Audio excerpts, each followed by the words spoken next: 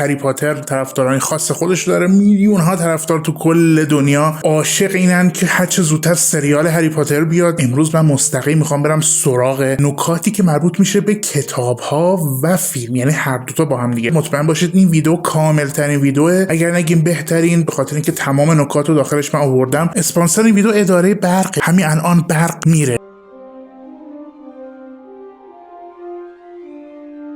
مستر دورسلی، شوهر خاله هری پاتر، کسی که هری پاتر رو بزرگ کرده و همراه خالش و اون پسر خاله‌ای که همیشه اذیتش میکنه، مدیر شرکت دریل سازی گرونینگزه و حتی محل کارش توی کتاب وجود داره و همینطور زندگی به شدت مرفه و ثروتمندی داشتن و اینو توی خونه‌ای که دارند هم باز ما نمی‌بینیم، یعنی خونه‌ای که دارن به نظر یه مقدار کوچیک میاد.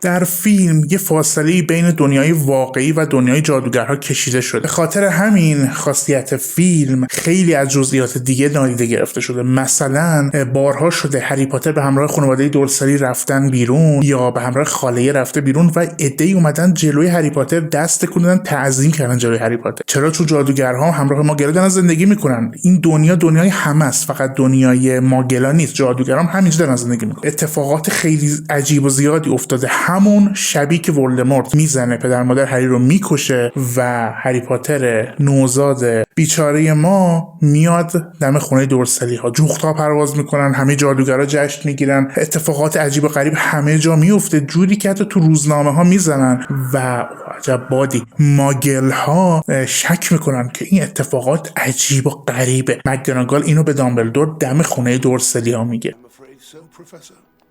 اسم وسیله‌ای که اول فیلم دامبلدور با اون چراغ‌ها رو خاموش میکنه دلومینتوره، به اشتباه توی کتاب خاموش کن ترجمه شده، در حالی که در فیلم‌های بعد میبینیم و در کتاب‌های بعد البته که فقط کارش خاموش کردن نیست، روشن کردن هم هست و حتی کارهای دیگه هم از این وسیله عجیب و غریب برمیاد که دامبلدور بعداً هدیه‌اش میکنه. دوره سیاه حکومت ولدمورت بر دنیای جادوگرها و حتی ماگل‌ها 11 سال طول کشیده، در حالی که در این زمان بیشتری کسایی بودن که اذیت شدن ماگل ها بودن، ماگل زاده ها بودن و هالف بلادا بودن. یه فکت خیلی جالب این که موتوری که هاگرید باهاش پرواز میکنه و هری رو باهاش میاره دم خونه دورسلی ها، موتور پدرخونده هری پاتره، همون سیریوس بلکی که الان موقع وقایع فیلم اول توی زندان آزکابان گرفتاره، ولی بعداً وقایع زندان آزکابان فرار میکنه و خودش رو به هری میرسونه تا به او کمک بکنه بتونه جلوی ولدمورت رو بگیره. در کتابای بعدی و فیلمای بعدی در جنگل ممنوعه یه بار هاگرید هری پاتر رو میفرسته به سراغ عنکبوت بزرگ که با اون صحبت بکنه و بگه مشکلشون رو حل بکنه، جایی که اون عنکبوت بزرگ خودش رو یه جورایی دوست یا رفیق هاگرید میدونه. علت این که هری نمیترسه اینه که در خانواده دورسلی ها تا سن هم 11 سالی که پاشو میخواد بذاره توی هوگوارتس و جادو رو یاد بگیره با عنکبوت‌ها زندگی میکنه. عنکبوت‌های ریز و درشتی توی اتاقش وجود دارن، خصوص توی زیر شیروانی، که دیگه دوستا رفیقای هری پاترن، حتی نمیتونه از اون دل بکنه. علت رفتن هری به خانواده دورسلی به باغ وحش این بوده خانم فیگ، همسایه دورسلی ها، پاش میشکنه، کسی که یه پیرزن بد اخلاقه و همیشه هری پاتر رو میذاشتن پیش او وقتی میخواستن برن بیرون. البته چند صفحه بعد کتاب جکی رولینگ میگه چرا هری پاتر رو دنبال خودشون بعضی وقتا میبردن و هر دفعه که میبردن هری با تعظیم و احترام و سلام علیک مردم غریبه روبرو میشده که احتمالاً خاله یا شوهر خاله متوجه میشدن که این آدما چرا دارن احترام هری پاتر رو نگه میدارن، ولی خود هری نمیدونسته، هیچی خبر نداشته. دورسلی ها بعد از هجوم نامه ها به خونه چند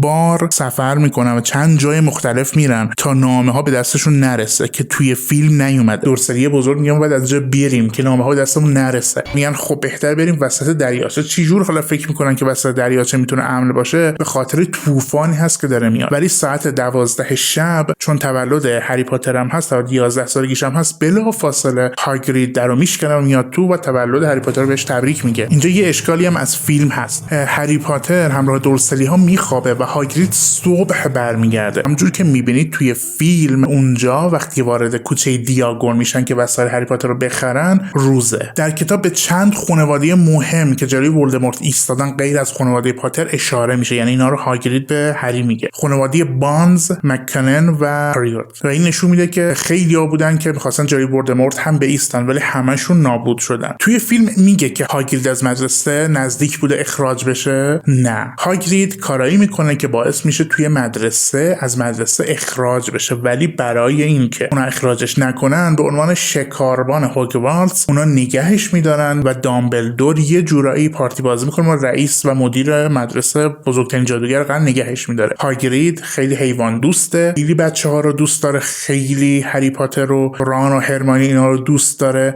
و دلش نمیخواد حتی خون از دماغ مالفوی بیاد. زمانی که در ادامه فیلم، همین فیلم اول و کتاب، میبینیم که بخواد اینها رو ببره جنگل ممنوعه و اونجا بتونن قاتل یا اذیت کننده یا تکشاخ رو پیدا بکنن، بهشون میگه در نمیخواد خون از دماغ هیچ کدومتون بیاد. به هر حال اینجا یه درسی هم برای زندگی هست، یعنی کسی ممکن از مدرسه هم بخواد اخراج بشه. در سال سومش خواست اخراج بشه، در سن 14 سالگیش، نوجوان بوده و قد بوده و اینا، ولی بازم با این حال یکی از دوست داشتنی شخصیت‌های فرانچایز هری پاتر بدون شک هاگرید. تعداد وسایلی که هری پاتر برای سال اولش مدرسه هوگوارتس بهش احتیاج داشته و از کوچه دیاگون با هاگرید میخرن خیلی بیشتر از اون چیزیه که توی فیلم اشاره میشه.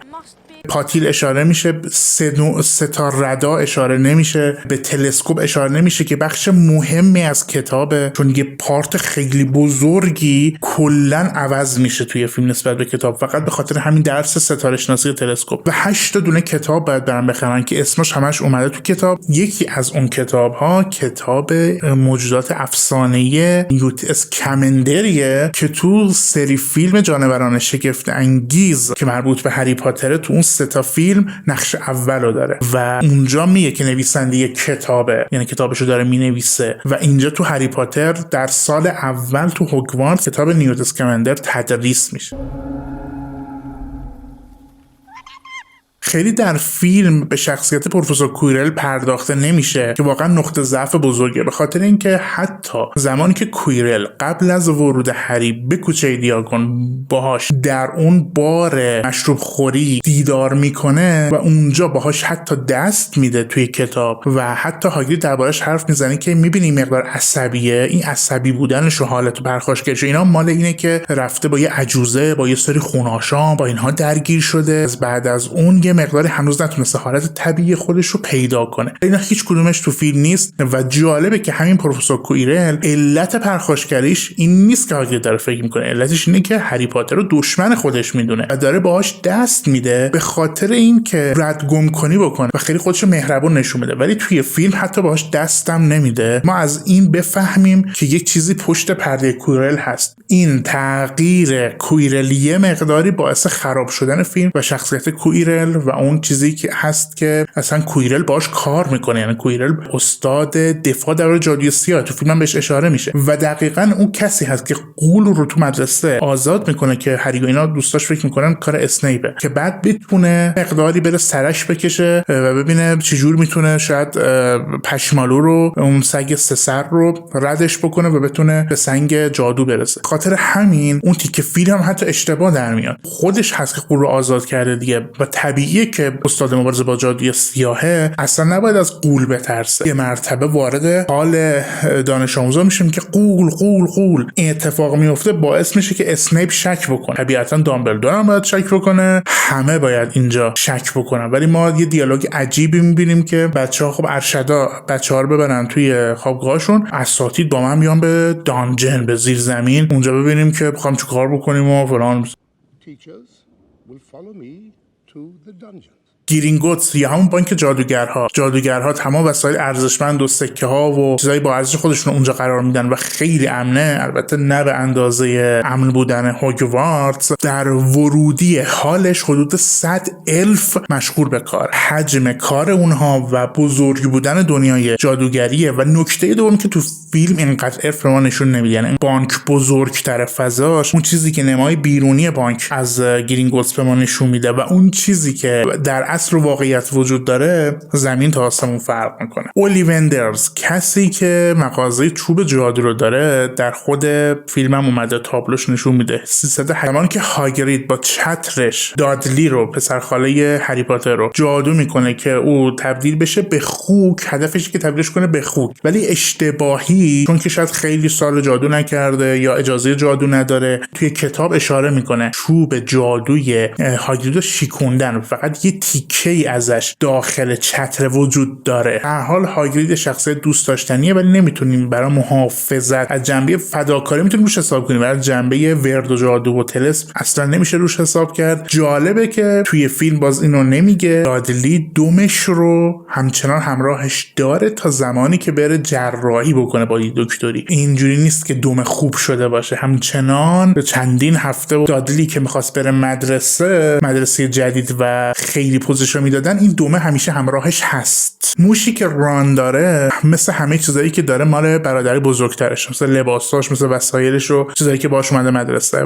و دیگه لازم نبوده بخوام براش بخرن چون خیلی برادر بزرگتر، برادر چارلی رو داره که خیلی بزرگ شده و با اژدها کار میکنه تو رومانی. پرسی که الان ارشد شده. یه موشی داره، این موشه که همراهشه موش خاکستری رنگیه، این هم از پرسی داداش بزرگی الان ارشد شده بهش رسیده. بعدن با این موشه ما خیلی سر و کار داریم. البته تمام کسایی که توی هاگوارتس میان اجازه داشتن 3 نوع حیوان داشته باشن، از زغ داشته باشن یا جغد یا گربه داشته باشن، خبری از موش نبوده. به هر حال ران همیشه این موش رو داخل جیبش میگذاشته، یعنی هر جا در هر صحنه‌ای ما رانو میبینیم فراموش نکنید که یه موش هم تو جیبش هست. وقتی تو قطار هستن و دارن شکلات‌های قورباغه‌ای رو میخورن که توش کارت داره، کارت جادوگر داره، به کارت دامبلدور برمیخورن. اونجا کارتو میخونه ولی تو فیلم نیست، تو فیلم اینا نمیخونه، تو فیلم کارتو خیلی وقت بعد میخونه. اونجام کم تو کتاب خونده میشه، یعنی تو کتاب 2 بار خونده میشه، تو فیلم یه بار. اشاره میکنه به گریندلوالد، همون جادوگری که دامبلدور شکستش میده در سال 1945 و این شکستی که میده دامبلدور و دامبلدور، این 2 تا پسر عاشق همدیگه بودن و توی سری فیلم فانتاستیک بیتس با جزئیات زندگی گریندلوالد و دامبلدور رو نشون میده. البته قرار بوده فانتاستیک بیست 4 و 5 هم ساخته بشه که این اتفاق نمیفته. فراموش نکنیم وقایع پایان فانتاستیک بیست 3 مربوط به 1937، یعنی اونجایی که دامبلدور برای اولین بار گریندلوالد رو شکست میده، ولی اونجایی که توی کارت میخونیم گریندلوالد در سال 1945 شکست میده. اون موقعی هست که گریندلوالد به زندان میفته و تا آخرین لحظه هایی هم که سری فیلم هری پاتر ادامه داره گریندلوالد همچنان تو زندانه. ولدمورت میره به دیدنش. درباره فکت های مربوط به اینها بعداً تو فیلم های بعدی، تو ویدیوهای بعدی که مربوط به فیلم های بعدی هست براتون میگم. هری خیلی آدم احساساتی بوده و خیلی هم آدم همچین بچه مثبتی هم نبوده، با اون عینکای بچه مثبت مامانی بوسبوسش. هر وقت احساسات میشد از دست یه معلمی تو مدرسه، چون هر دوره ابتدایی رو رفته بوده دیگه، دوره ابتدایی اولو فکر میکنم یا کودکستان اینا به هر رفته بوده، یه جایی عصبانی میشه، ناراحت میشه، موهای معلمش رو آبی میکنه. پسر احساساتیه ولی در عین حال مهربونه، یعنی اینجوری هم نیست که بگیم از عمد این کارو کرده بوده. این فکت تو فیلم اومده و مطمئنم خیلیاتون بلدید اگر هری پاتر یک با دقت دیده باشید. زمانی که هری و ران و هرماینی و اینها کلا سال اولی ها گلو دوست داشتنی وارد تالار دانش آموزا جشن اول سال میشن، کلاه هم بزنن رو سرشون و اول گروهاشون معلوم بشه و بعد بتونن جشن رو داشته باشن، اول وارد اونجا که میشن چشمشون به آسمون تالار میفته و هرماینی میگه چی؟ تو کتاب خوندم که این آسمان واقعیه، بیرون همین مدرسه است که با جادو داره انعکاس پیدا میکنه. چند سال گذشته و هنوز فکر میکنم کسی از این ایده استفاده نکرده که با یه پروژکتور و یه سری دوربین تونه دقیقاً آسمان واقعی رو، نه این آسمانای مصنوعی و ستاره و ماها که نشون میده روی سقف، اینا نشد اینا هم ایدهشو از هری پاتر گرفته باشن، نمیدونم، کسی بتونه آسمان واقعی رو بندازه بالا.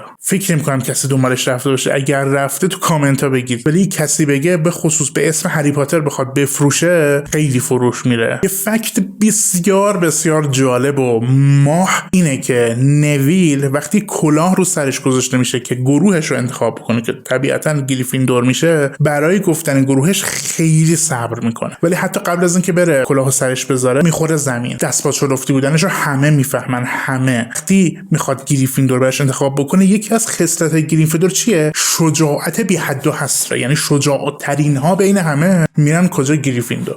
و نویل کسی هست که مالفوی اذیتش میکنه مدام، دست با چلفتیه، همه بلاها، خودش آگاهی نداره نسبت به ضمیر خودش و اون شجاعتی که وجود داره. حتی بعد 6 سال صبر بکنه تا خودش بفهمه. در کتاب اومده که گروه اسلیترین قبل از ورود هری و ران و هرماینی 6 سال پشت سر هم جام قهرمانی گروه ها رو برده که این معادلات با این 3 نفر و به اضافه نویل به هم میخوره و در سال اولی که اینا میان گریفیندور قهرمان میشه. یه نکته عجیب و فکت جالبی که وجود داره درباره اینه که چرا جنگل ممنوعه کنار مدرسه هوگوارتس. کسی میدونه؟ میدونی تو کامنت ها بگید، چون من که نمیدونم. اول جنگل بوده بعد مدرسه رو ساختن، یا اول مدرسه بوده بعد جنگل و حیوانات اومدن شده جنگل؟ چه جایی مدرسه رو ساختن؟ احتمالاً اول جنگل بوده بعد مدرسه رو ساختن دیگه. میگن ورود جنگل ممنوعه، یعنی ورود بهش ممنوعه. حداقل یه دیوار نکشیدن برای اینا که جادوگرن که کاری نداره. یکی از نکات جالب نسبت به شخصیت دامبلدور که تو همین کتاب اول هست، علایق دامبلدور، یکیش موسیقیه. انقدر موسیقی علاقه‌منده که تو همون جشن اول سال با موسیقی گروه ارکستر رو مینوازه با چوب جادوش و بچه‌ها شیک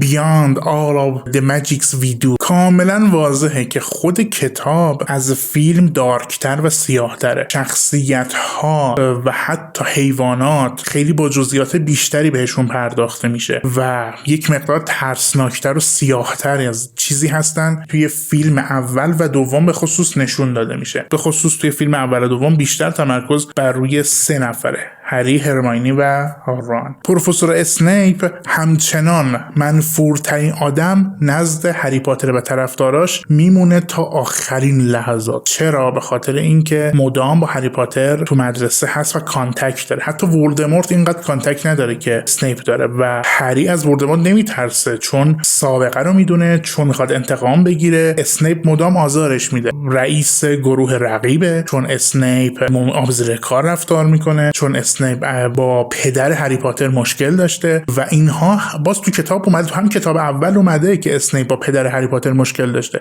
ولی تو فیلم نیومده. جیمز پاتر جون اسنیپ رو یه موقعی نجات میده با اینکه قلص هم کارد و پنیل بودن و با هم متنفر بودن و اسنیپ میخواد خودش رو موقع دیگه بکشه انگار که چرا جیمز جون من نجات داد. دقیقاً یک چیزی، یک حالتی که همین الان مالفوی هم نسبت به هری داره. Why aren't you all copying this down?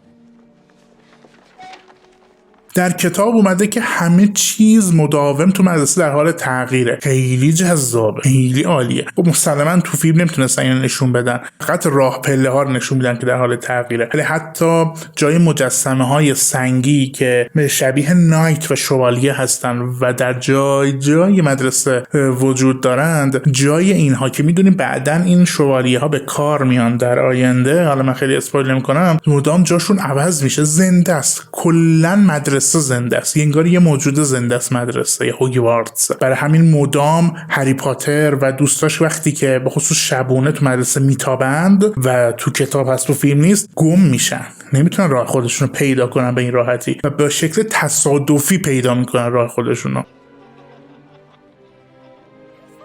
یکی از کارهای خیلی جالبی که هری پاتر دوستاش بعد انجام میدادن گذروندن کلاس‌های مختلف بوده. گفتیم 8 کتاب داشتن. مثلا یک کلاس داشتن که روحی استادش بود، روحی که میاد درس بده، بعد وسط کلاس بهش میبره، نمیدونم یه اتفاق میفته، میمیره، بعد همونجا روحش میمونه و این روح میمونه به عنوان استاد. پروفسور دامبلدور هم نگهش میداره به عنوان مدیر مدرسه، میگه روح خوبیه، استاد خوبیه. درس خیلی مهم تاریخ جادوگری رو یاد میده. حالا بعد نکات بعدش میرسیم. میگه چهارشنبه شب همیشه میرن بالای این برجا با تلسکوپ هاشون که جزء وسایلی بوده که داشتن نگاه میکنن برای دست ستاره شناسی و این ستاره شناسی و پیشگویی چیزی هست که در زمانهای قدیم هم ما کتاب‌های الان دربارش داریم، رمی و استرلاب و اینا بوده. سریال نردبان آسمان نشون داد غیاث‌الدین جمشید کاشانی، ستاره شناس معروف ایرانی، هم از اینجور کارا میکرده و میکردند در زمان او از اینجور کارها و شاید خود غیاث‌الدین زیاد علاقه نداشته، بیشتر خود ستاره ها رو از نظر علمی بررسی کردن علاقه داشته. اینا چیزایی بود بوده که یا مثلا کلاس گیاهشناسی که نویل توش خیلی خوب بوده، همه درساشو میاد که مثلا بیفته یا نمرات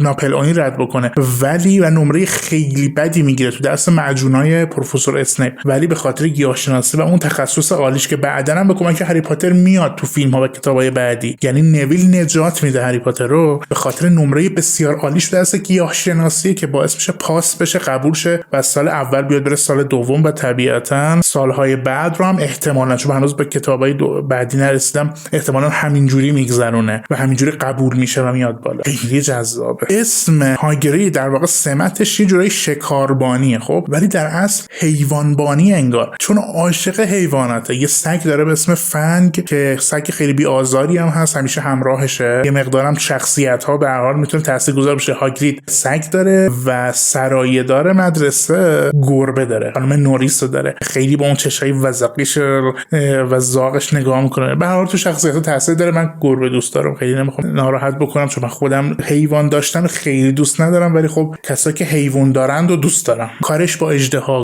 و همینطور حیوانات دیگه یه احتمالی تو هیچ کدوم کتابا نیومده، ولی یه احتمالی بین وجود داره که دوستی بین هاگرید و نیوت اسکامندر فانتاستیک بیتس وجود داشته باشه.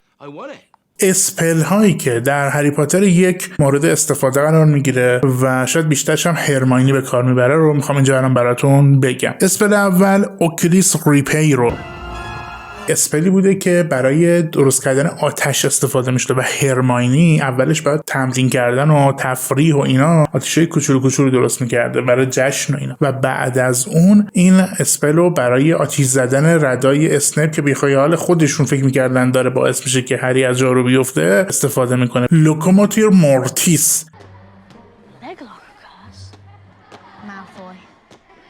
طلسم پا قفل کن. طلسم پا قفل کنی که مالفوی روی نویل استفاده میکنه برای تفریح، برای یادگیری، برای تمرین، و بعدها تو فیلم نمیاد ولی تو کتاب میاد که هرماینی و ران مخفیانه و به دور از چشم حتی هری تمرین میکنن که این لوکوموتور مورتیس رو روی پای اسنیپ بتونن راحت اجرا بکنن، به جای آتش زدنشون در رابط که یه بار جواب میده بار دوم جواب نمیده، بتونن انجام بدن که اگه دوباره خواست اسنیپ بندازه هری رو توی مسابقات بعدی جلوشو بگیرن. که البته مسابقه دوم هری که با هافلپاف دارن و خیلی سریع گوی زرین رو میگیره تو فیلم اصلا نشون نمیده و اونجا اسنیپ خودش داوره و همه چون اسنیپ داوره میترسن که نکنه این بار بلایی به مراتب بدتر سر هری بیاد. کویرل جرئت نداره یه کاری انجام بده به خاطر اینکه خود دامبلدور میان جمعیت حضور داره. دامبلدور تو مسابقه اول نیستش، توی فیلم نشون میده که تو مسابقه اول هست. پیتریفیکوس تاتالس و تو کتاب اومده از همون اسپل قبلی که آتیش درست میکرد هرماینی استفاده میکنه برای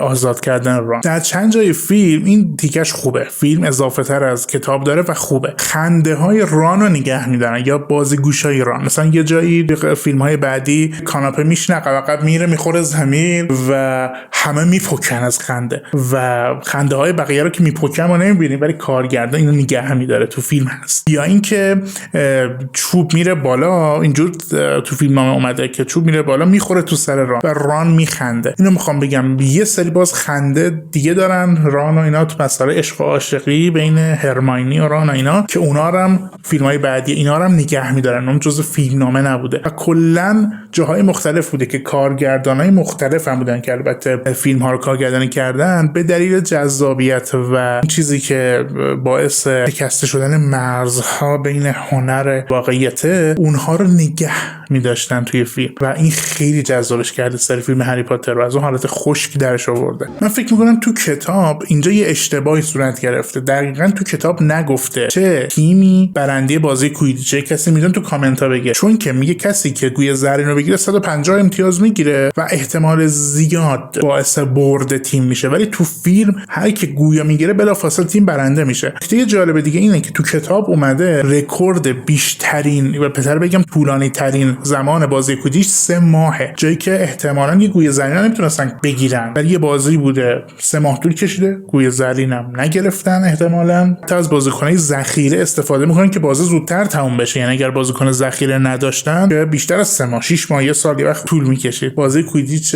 دقیقاً میتونم بگم یکی از قشنگترین و زیباترین صحنه‌های فیلمه که در کتاب به قشنگی اومده و در فیلم تا حدی بهش پرداخته شده و به خوبی البته انعکاس پیدا کرده، حتی با اون جلوه‌های ویژه‌ای که در زمان سال 2000-2001 وجود داشته و خیلی ضعیف بوده خیلی خوب در آوردن. یه نکته ظریف درسی برای زندگی هم توش داره که اینها که جادوگرن، اینها که قدرتمندن، اینها که همه کار میتونن بکنن، بازم حتی نه فقط بازی کردنش، تماشا نشستن خیره شدن به تلویزیون، خیره شدن به کویدیچ تو ورزشگاه، دیدن بازی کویدیچ براشون یکی از بزرگترین لذت‌های جهان و خود اسپورتس، ورزش‌های رقابتی، بازی کردنشون، انجام دادنشون و دیدنشون به شدت جذابه و هیجان داره. طرفدار یه تیم هم باشی، عضو گروه هم باشی، به شدت هیجان داره. فراموش نکنیم که جی کی رولینگ و تمام کسایی که توی بریتانیا و انگلیس هستن، اینها جایی قرار دارن که مهد فوتبال جهانه و همین کویدیچ باعث برنده شدن جام قهرمانی گروه‌های مختلف هم تازه میشه. یعنی اینقدر کویدیچ با ارزشه. و حتی برای هری پاتر از این جهت هم با ارزش بوده که پدرش جیمز پاتر هم قهرمان کویدیچ بوده و جام‌هایی رو برده. در 11 سالگی چون تو خونشه برای اولین بار یه سال اولی رو میگذارن به عنوان سیکر و به عنوان کلا یه بازیکن، با اینکه عینک داشته ولی چشماش انگار چشمای عقابی بوده و بهتر از هر کس دیگه‌ای میدیده و این گوی زرین رو شکار میکرد. فکت جالب که تو کتاب اومده تو فیلم نیست اینه که پروفسور فیلیتویکی که واقعا زشتم درستش کردن تو فیلم، واقعا شاید یه جوری زشتم بوده ولی خب دیگه اینقدر زشت، درباره اشتباه تلفظ کردن ورد و اسپلی که بگید اگه اشتباه بگید چه اتفاقی میفته. مثل یه مثال میزنه، یه جادوگری بوده اشتباه حرف سین ری گفته یا رسین گفته و باعث شده که یه گاومیش رو سینش ظاهر بشه. ممکن اتفاقات بعدی میفته. تو خود فیلم البته نشون میده همونجوری که تو کتابم هست که اشتباه گفتن یکی از بچه‌ها باعث میشه که موهاش بره، دماغش اتفاق بر ابروهاش بسوزه. دیگه وقتش بریم سراغ عناصر ضد دینی. چرا هری پاتر کلا عناصر ضد دینی زیادی داره؟ آیا عمدن بوده جی کی رولینگش یا نامسلمان کافر حربی بوده؟ نمیدونیم. من نمیخوام بدونم، میخوام راجع بهش تحقیق بکنم ولی وجود داره. کلا کلیسا فرانچایز هری پاتر رو تحریم کرد در زمان خودش. الان نمیدونم، فکر نکنم. به هر حال حرف زدن با حیوانات داریم سلیمان. نمیدونم نوزادی که میذاریم یه خانواده دیگه بزرگش کنه موسی. شفای مریضا و زنده کردن مرده و اینا عیسی. همینطور پشت باز دادن به تمام زندگی پس از مرگ توسط خود ولدمورت، ارواحی که دارن تو مدرسه رفت و آمد میکنن برای خودشون. کلا استفاده از جادو چیزی بوده که فکر میکنم ممنوع بوده. یا حتی ما یه چیزایی داریم به اسم چشم زدن اینا که توی نهج البلاغه و اینا حتی اومده. حضرت علی بهش معتقد بوده مثلا کسی چشم بزنن اینا وجود داره و برای ضد جادو و طلسم اینا هم داریم. واقعا ارتها و دعاهایی که داریم که به زبان عربی حتما باید بگی که احتمال اثر کنه، نمیتونم فارسیش هم اثر میکنه یا نه. اینا چیزایی که به هر خرافات بوده زمانهای گذشته و هری پاتر هم یه جورایی میادی خرافات رو انگار به سخره میگیره. که شخصیتی که خیلی تو هری پاتر هست سیموس فینیگانه. سیموس فینیگان در چندین جایی حداقل هری پاتر یک وجود داره. یکی از جاهایی که خیلی مهمه روز مسابقه دومه، جایی که گفتم اسنیپ داور مسابقه است با هافلپاف بازدارند و هری بعد میره با انرژی سری میبرند، سوسیس پختن و نمیخوره. هری هیچی نمیخوره، لب به هیچی نمیزنه، استرس زیادی داره. اونجا سیموس فینیگان سس گوجه میذاره روی سوسیسای هری و هری میگه متشکرم. یه نکته که درباره کویدیچ شدم رفت بگم اینه که کویدیچ بازی هست که دخترها و پسرها سال اولی ها سال بالایی ها بدون اینکه برتری زیادی نسبت به هم دیگه داشته باشند میتونن در کنار هم بازی کنن، میتونن با هم تیمی باشن، میتونن مقابل هم بازی کنن. و اینجوری نیست که پسران نسبت دختر یا دختران نسبت پسرا برتری ویژه‌ای داشته باشن. فقط باید تمرین، مهارت و یه چیز ذاتی تو وجودشون باشه بتونن پرواز بکنن و بتونن مهارت بازی رو داشته باشن. همین یکی از جاهای جذابی که ای کاش توی فیلم نشون میداد این بوده که گفتم بیشتر حیوانبان بوده هاگید نه شکاربان. این هست که جغدهایی که به وسیله سرما ناراحت میشدن و اذیت میشدن هاگید اینها رو میگرفته، درمانشون میکرده، نانازشون میکرده، خوبشون میکرده، خدای بچه‌ها رو بعد بهشون برمیگردونده. کاش اینا یه کوچولو نشون میاد چند ثانیه. هرمانی تقریبا تمام بخش عادی کتابخونه رو برای پیدا کردن اسم نیکولاس فلامل، کسی که صاحب همون سنگین کیمیاست، زیر و رو میکنه. 4 کتاب خیلی مهم توی کتاب هری پاتر 1 اومده که او بررسی میکنه که تو فیلم اثری ازشون نیست. من این 4 کتاب میخوام فقط اسمشون رو بگم و بعداً حتی اشاره میکنه که من تو همه اینا رو گشتم، بیخودی اسم فلامل نیست، چون فلامل 600 سال سنشه، عمرشه و این سنگم خیلی وقت پیش درست کرده، به خاطر همین اسمش تو اینا نیست. یکی از بخشای جذاب هری پاتر 1 شطرنجه، چون شطرنج الان بازی بود که یه زمانی هر کسی یه مقدار توش خوب بود قهرمان میشد. الان که دیگه تو مسابقات مختلف باید خیلی عالی باشی که بتونه قهرمان بشی، ولی یه بازی هست که همه میتونن بکنن. یه بازی قیمت خیلی زیادی داره و حتی بازی‌های کامپیوتری درست شد بعد از هری پاتر که در اون شخصیت‌ها و مهره‌های شطرنج به شکل 3 بعدی حرکت می‌کردن و همدیگه رو می‌زدن. دقیقاً همون چیزی که توی فیلم هم می‌بینیم و ران به عنوان بهترین شطرنج بازی که سالها دیده شده میشه گفت معرفی میشه، اصلا چیز بی‌موردی نیست. فقط یه نکته ریز اینجا وجود داره که چطور میشه وقتی اینا میان وارد تالار میشن، تو اتاق میشن. قبلا کویرل به کس نداده، این کویرل قوله رو زده بوده، کویرل سازه رو جادو کرده بوده که سگ بلند نشه، که تو کتاب این نیست، تو فیلم هست. کویرل خیلی کار کرده ولی تو اتاق شطرنج که میرسن این اتفاق نیفتاده، تو کتاب هم نیست، تو فیلم هم نیست. این شاید نقطه ضعف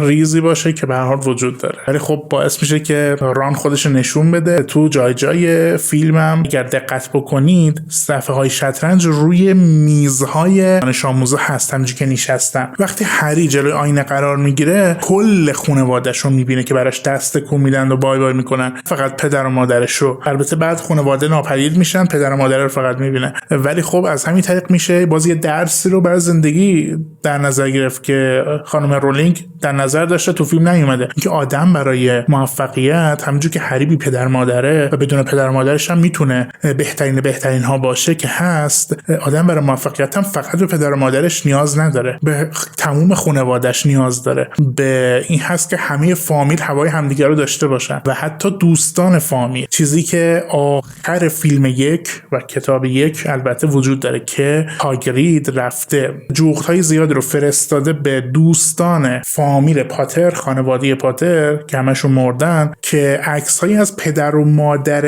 هری اگه دارید به من بدید و به خاطر هری میخوام. همه عکس‌ها رو جمع کرده، عکسایی که زنده هم هستند و نازن، عکس‌ها رو جمع کرده داخل یک کتاب. هری به خاطر داشتن این کتاب آخرین جمله‌ای که میگه توی فیلم اینه که من واقعا هوگوارتس رو ترک نکردم، چون این کتاب تازه اولش که بره تو اتاقش خلوت بکنه خیلی راحت و مدام این کتابو ورق بزنه و باهاش خاطره بازی کنه و لذت ببره از کاری که هاگرید دوست داشتنی براش کرده. دامبلدور توی آینه چی میبینه؟ هری ازش میپرسه، تو فیلم نیست و بهش میگه من جوراب زخمی میرم چون هیچ وقت به اندازه کافی جوراب نداشتم. و بعد هری فکر میکنه تو فکر هری که دامبلدور حتما واقعیت به من نگفته چون چیز شخصیه. احتمالاً دامبلدور عشوقشو یعنی گریندلوالد رو میگیره و زندگی راحتی که میتونسته باش داشته باشه رو. تنها چیزی که کمبود داشته تو زندگی عشقه، که با اینکه بهترین جادوگر قرنه ضعف عشق داشته، ضعف بودن با نفره داشته و چون یه چیز به اضافه 18 هم بوده نمیتونسته برای هری بگه. این تیکه هم متاسفانه تو فیلم نیست. وقتی که هری مسابقه مقابل هافلپاف خیلی سری میبره، خیلی هیجان زده است و شاده و همه میزنند و میرقصند، همه شادند و اینا، میره جاروشو بذاره تو انبار جاروها. متوجه میشه اسنیپ داره میره به سمت جنگل ممنوعه، جارو رو برمیداره، سوار میشه، ظاهرا هیچ کس متوجه نمیشه، از بالا برای اولین بار وارد جنگل ممنوعه میشه. اون موقعی که داره میره مجازات بشه برای هری بار اول نیست. درباره اژدهاها جزئیاتی که داخل فیلم نیست، مثلا در سال 1709 کنگره جادوگرا تصویب میکنه که پرورش اونا ممنوعه، یا وزارت سحر و جادو مدام باید چک بکنه اگر یه وقتی جایی اژدهای پرواز کرد بیاد و ماگرها رو حافظه‌شون رو پاک بکنه. این پاک کردن حافظه ها هم داخل فیلم‌های هری پاتر من فکر کنم جایی نداریم، اما این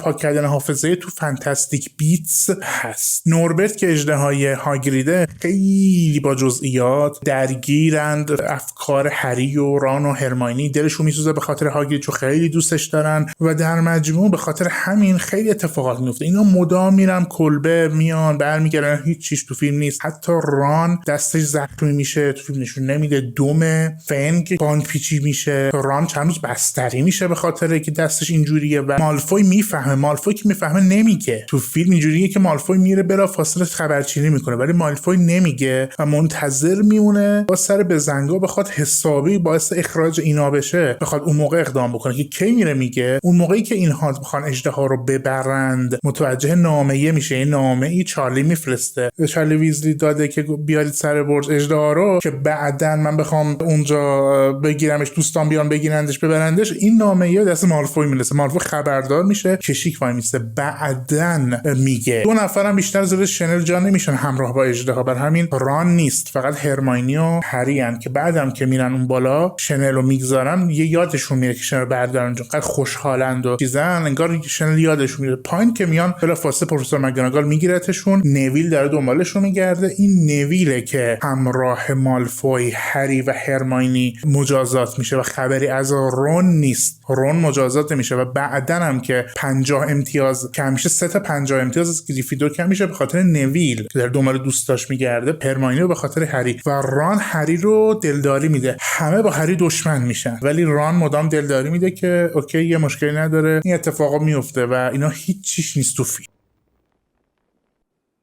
Nothing. I repeat, nothing. اگه سایت هری پاتر رو چک بکنید کوئیزهایی وجود داره برای اینکه انگار یه کلاهی میاد رو سر هممون، سر من، سر شما، اینا بهمون بگه که باید بریم تو کدوم گروه، چوب جادوم باید چی باشه، حیوان خونگی بیشتر به ما میخوره. که من اینا رو انجام دادم، حالا بهتون نشون میدم. تا جایی که یادم میاد یه چوب جادوی خیلی خفن بهم میگه تو داری، بهم میگه که میفتی تو گروه هافلپاف میفتی. بعد میگه مهربون ترینا، هافلپافیا خوش اخلاق ترینا، مهربون ترینا، جادوگرای قدرتمندی تو هافلپاف بودن. برید کویزا رو انجام بدید، کویزای خیلی جالب و باحالیه. در کتاب چند تا سانتور نشونده. سانتور همون اسبای انسان نمای، انسانی اسب نمایی هن که یکیشون یه مرتبه از ناکجا آباد تو فیلم ظاهر میشه، بعد به هری یه سری چیزها رو تون میگه در حالی که اینا دارن تو راه میرن با سانتورا برخورد. بعد هاگرید اینا رو معرفی میکنه، بعد هری رو به اینا معرفی میکنه. بعد اینا میرن جدا که میشند و هری میفته با مالفوی و سگ فرار میکنند. اون موقع نویل با مالفوی بودن، مالفوی نویل اذیت میکنه دوباره طبق معمول، بعد دوباره جابجا میشه. وقتی که اتفاق 100% نیست و نمیشه بهش خیلی اعتماد 100% هم کرد. This is where I leave you.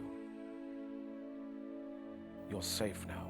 یه نکته خیلی مهمی که وجود داره اونجا، کویریل نیست که داره تک شاخ میخوره، اون یکی کله پشت سر است، اونه که داره خونه تک شاخ میخوره که بتونه زنده بمونه، که طبیعتا ولدمورت بهش اجازه داده کویریل که بیاد و از بدنش بخواد استفاده بکنه. ولدمورتی که دیگه جون نداره و همینجوری انگار یه روحیه به زور زنده است. این خونه رو که میخوره، سانتوره به درستی بهش میگه که این نفرینه و فراموش نکنیم نفرین میشه واقعا ولدمورت با خوردن خونه تک شاخ. آخر بار قسمت آخر که میاد مبارزه بکنه با هری، دو نفرشون قدرتمنده ولی ولدمورت چیکار داره به هری؟ ولدمورت باید خیلی قدرتمندتر از هری باشه، درستن تونسته شکستش بده قبلا، ولی این نفرینه اینجا کار خودش رو میکنه. ولدمورت به اون اهداف خودش نرسه و از هری پاتر کوچولی خودمون که اون موقع سنش رفته بالا، 17 18 ساله شده، شکست بخوره. اون بخشی که گفتم درباره جا گذاشتن شنل، یه فکت دیگه هم پشتش هست. این شنله که جا میذارن بعداً برمیگرده تا شده تو اتاق هری. یادداشتم باش میاد که فقط در مواقع اضطراری، اینا باز تو فیلم نیست، در مواقع اضطراری دیگه فقط استفاده کن، از این به بعد دیگه استفاده نکن. که استفاده میکنن اتفاقا برای سنگ جادو تو همین قسمت استفاده میکنن، قراره بارها و بارها این شنله به درد بخوره. خیلی باحال، شنل نامرئی خیلی باحال. شکلات با طعم همه چیز یه درس بزرگی توش هست. مثلا بزرگترین جادوگر قرن تاریخ دامبلدور میگه من یه زمانی با طعم کثافت خوردم و دیگه بعد از اون نخواستم.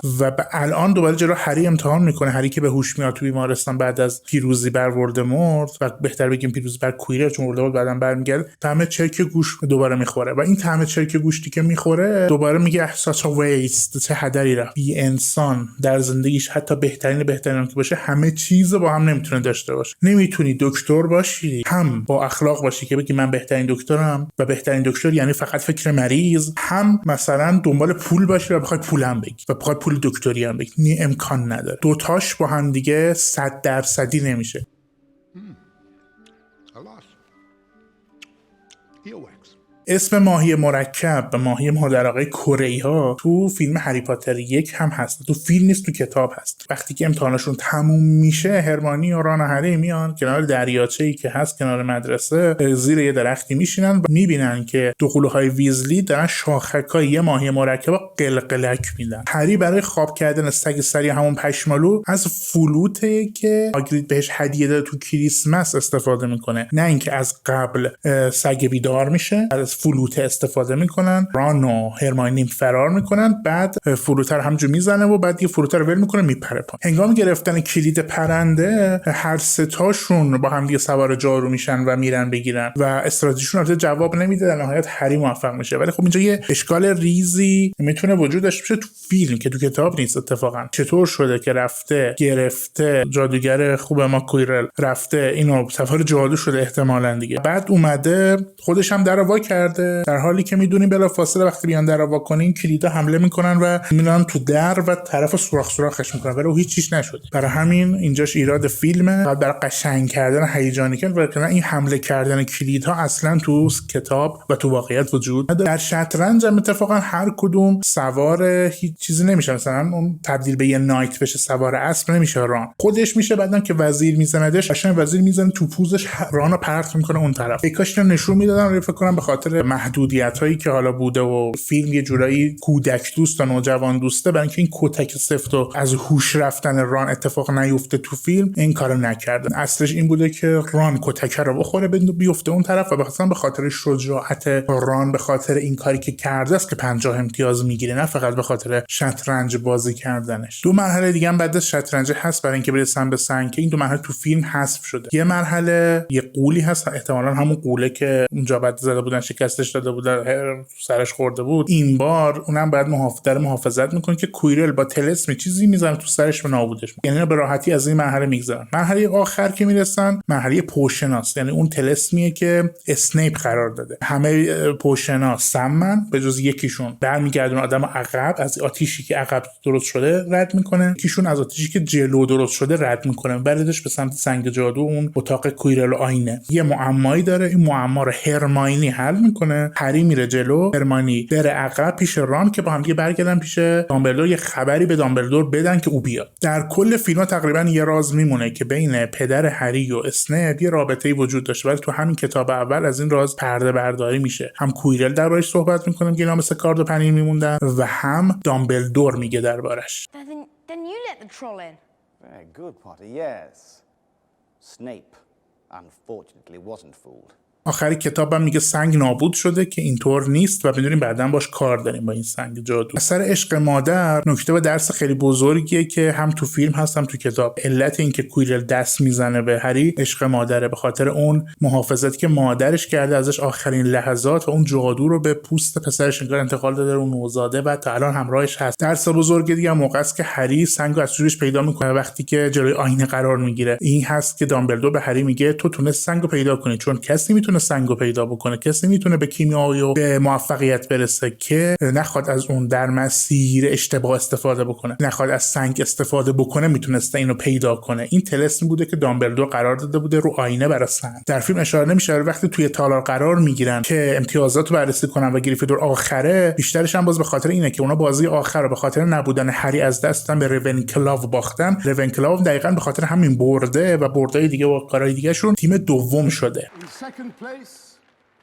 Ravenclaw with 426 points.